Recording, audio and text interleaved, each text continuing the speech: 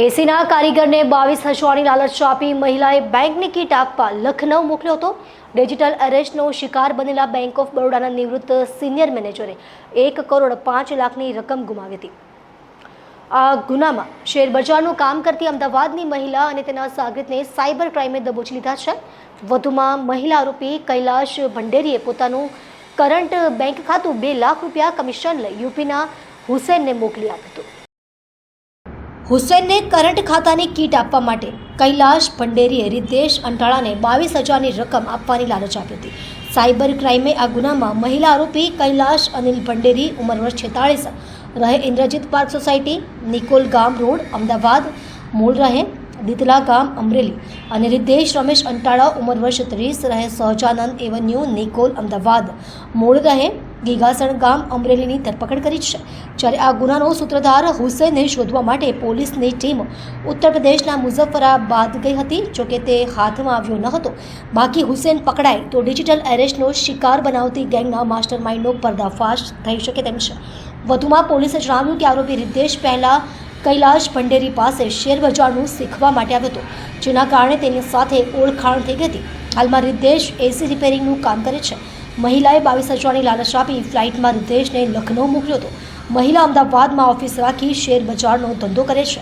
અમદાવાદમાં શેરબજારનું કામ કરતી મહિલાએ ચીટરોને 2 લાખમાં એકાઉન્ટ આપ્યું। હવે જેલની હવા ખાશે। ઠગ ટોળકીએ નિવૃત્ત બેંક મેનેજરને કહ્યું કે મોબાઈલ નંબર બંધ ન થવા દેવો હોય તો ક્રાઇમ બ્રાન્ચ દિલ્હી પોલીસ પાસે એનઓસી મેળવવું પડશે। પછી ઠગે દિલ્હી પોલીસને કોન્ફરન્સમાં લઈ વાત કરાવી હતી, જેમાં તેણે કહ્યું કે હું દિલ્હી ક્રાઇમ બ્રાન્ચમાંથી સિનિયર ઓફિસર પ્રધાન રાજેશ વાત કરું છું। તમારા ઉપર મની લોન્ડરિંગનો ₹6,89,00,000નો કેસ છે, જેની તપાસ આઈપીએસ સુનિલ કુમાર ગૌતમ કરે છે। વૃદ્ધને કહેવાયું કે તમારી ઉપર મની લોન્ડરિંગનો કેસ થયેલ છે, જેથી તમને કસ્ટડીમાં લેવા પડશે। જોકે તમે સિનિયર સિટીઝન છો, જેથી તમને ડિજિટલી કસ્ટડીમાં લેવામાં આવશે। સીબીઆઈના નામે ધરપકડ કરવાની ધમકી આપી વૃદ્ધ પાસેથી ટુકડે ટુકડે કરી 1,05,00,000ની રકમ પડાવી હતી।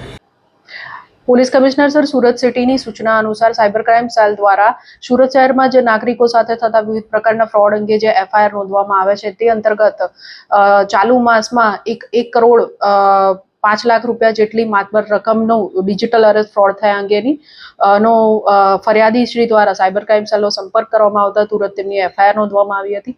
આ જે ફ્રોડ થયું છે જેની અંદર ફરિયાદી શ્રીને એવો કોલ સાયબર ક્રિમિનલ્સ દ્વારા વિડીયો કોલ કરીને સીબીઆઈ ઓફિસર તરીકેની તથા દિલ્હી ક્રાઇમ બ્રાન્ચના અધિકારીઓ તરીકે પોતાની ઓળખ આપી ફરિયાદી શ્રીને એવું જણાવવામાં આવેલ હતું કે એક બહુ મોટું 7.5 કરોડ રૂપિયાનું મની લોન્ડરિંગ ફ્રોડ થયેલું છે, જેની અંદર તમારા બેંકના મેનેજરની ધરપકડ કરેલી છે અને તમારી બેંકના મેનેજર તમારું નામ આપે છે કે તમે આ મની લોન્ડરિંગ કેસમાં સંકળાયેલા છો।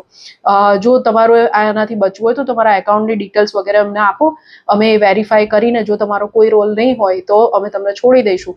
ત્યાં સુધી તમારે ડિજિટલ અરેસ્ટ રહેવું પડશે એવું જણાવી ફરિયાદીને અવારનવાર કોલ કરી ડિજિટલ અરેસ્ટ હેઠળ રાખી અને પોલીસ કાર્યવાહીની અને બદનામી વગેરેનો ધાક ધમકીથી ડર વગેરે બતાડીને ફરિયાદી પાસેથી અલગ અલગ એકાઉન્ટોમાં 1,05,00,000 રૂપિયા આરબીઆઈના સેફ એકાઉન્ટમાં પૈસા જાય છે, પાછા મળી જશે એમ જણાવીને જે ક્રિમિનલ્સ છે તેમના દ્વારા ટ્રાન્સફર કરવામાં આવેલ હતા।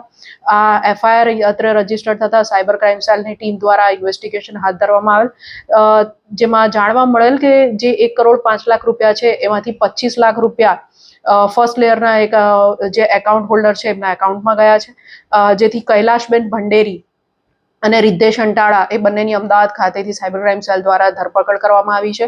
આ પકડાયેલા આરોપીઓ પૈકી કૈલાશબેન ભંડેરી છે એ શેર માર્કેટ ઇન્વેસ્ટમેન્ટ માટેનું ટિપ્સ આપવાનું વગેરેનું કામ કરે છે અને રિદ્ધેશ અંટાળા છે એમની પણ પોતાની એસી રિપેરિંગ વગેરેની ઓફિસ છે। કૈલાશબેન ભંડેરીએ પોતાનું એકાઉન્ટ બંધન બેંકમાં ખોલાવીને કમિશનથી રિદ્ધેશને આપેલ હતું, જેણે આગળ યુપી ખાતે ફરાર આરોપી જે છે હાલ વોન્ટેડ છે તેઓને પોતાનું એકાઉન્ટ આપેલ હતું, કૈલાશબેનનું એકાઉન્ટ આપેલ હતું। કમિશનના આધારે હાલ તેઓની વધુ પૂછપરછ ચાલુ છે।